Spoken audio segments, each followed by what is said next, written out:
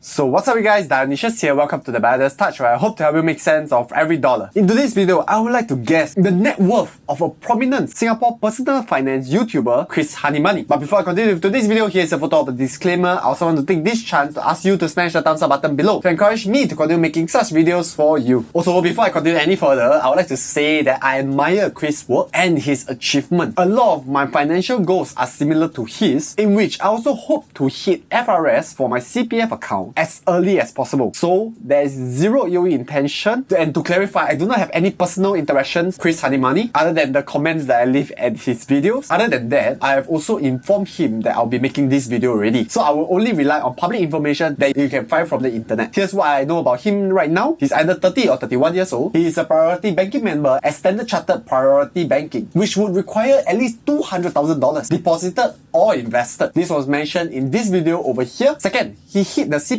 FRS at the age of 30 years old, which was mentioned in this video over here. And in the video, it showed that he has $22,000 in his CPF OA, $190,000 in his CPF SA, nice, congrats by the way, and $66,000 in his CPF MA. In terms of his investment, from his investment update for Syfe Trade and Endowas, along with his Money Hour videos. In the Syfe July's update, he has $27,029 plus $899 plus $956.86. Syfe Trade, he has $2,068. For Endowas, he has $34,329, which can be split into the CPF portfolio, which is worth $21,191, and the SRS portfolio, which is $13,138. For the Money Hour portfolio, he invested $878 using his SRS and $2,061 with his CPF. Based on these three key information, he would have $520,056. From this, I would actually use it to form the lower estimate of his net worth. The limitation of this is that we generally do not know how much money he has with the other banks. We also do not know how much money he has with other brokerages other than Money Hour, Endowas, and Syfe. That is something that he does not disclose. And how much he has in his SRS. So I had to do an upper estimation of his net worth that is based on his monthly cash flow. If I were to use his starting net worth at 25 years old, in one of his old videos, he said that he managed to hit $100,000 in net worth when he was 25. But he has removed the video already, so I cannot find it anymore. And assume that he graduated with that amount and he started working immediately. In this video, he actually mentioned that he taught tuition for 1 year even after he started working. So I will assume that his tuition income is $1,000 every month for 1 year, which is about taking on 5 to 6 kids, assuming you charge $30 an hour. Manageable, I guess. I will assume that he worked for 7 years in total. From his LinkedIn, first he worked as an accountant for 2 years, then a senior financial analyst for 3.5 years, and now as a supply chain analyst for 1.5 years already. Roughly there lah, so that it's easier for me to calculate. From Glassdoor, the salary for an accountant ranges from $31,000 to $50,000 a year. I assume a bonus of 2.5 months with a bonus of $8,437.50 for 2 years. I will take the average value at $40,500, and after you include the bonus and CPF, it will be $114,513. Next would be the senior financial analyst for 3.5 years. I couldn't find the salary for that role on Glassdoor, so I'll just take the finance role, which pays $48,000 to $52,000 a year, and I'll take the average of $50,000 a year plus a bonus of 2.5 months, which will mean $10,417, which means that he earned a total of $247,406 through these 3.5 years. For the role of a supply chain analyst, this is a lot harder, as Glassdoor also don't have any value for this role. So I look at the salary of a similar role in another USME corn company, Micron, and they range from $48,000 to $106,000 every year. I'll take the average of $77,000, and I'll assume 2.5 month bonus again, which is at $16,042. This would mean that over the past 1.5 years, he has earned $163,288. Chris is an extremely frugal guy, so I will assume that he spends $500 every month, which means that his tuition will actually cover for all his expenses and even add on to his net worth. So the upper estimate would be $595,207. I'm not sure how accurate I am. Of course, the limitation for both estimates would be that I wouldn't know how much money he has gotten from his referral link and his AdSense from YouTube. So do comment down below if I have missed out anything. And hopefully Chris will respond to this video and tell me whether my estimates is more wrong or completely way off. I am quite confident. Maybe I'll be like 20 to 30% off. I will definitely understand why Chris is a bit more protective about his total net worth. I'm also quite careful in not disclosing everything about my personal finance, even though I try to be as transparent as possible to you guys. I am okay to share my investment portfolio and my passive income for the sake of keeping accountability. I wouldn't tell you guys what's my cash reserve. I wouldn't tell you guys what's my CPF amount and others, unless you are that close to me lah. So if you want to find out how did my investment portfolio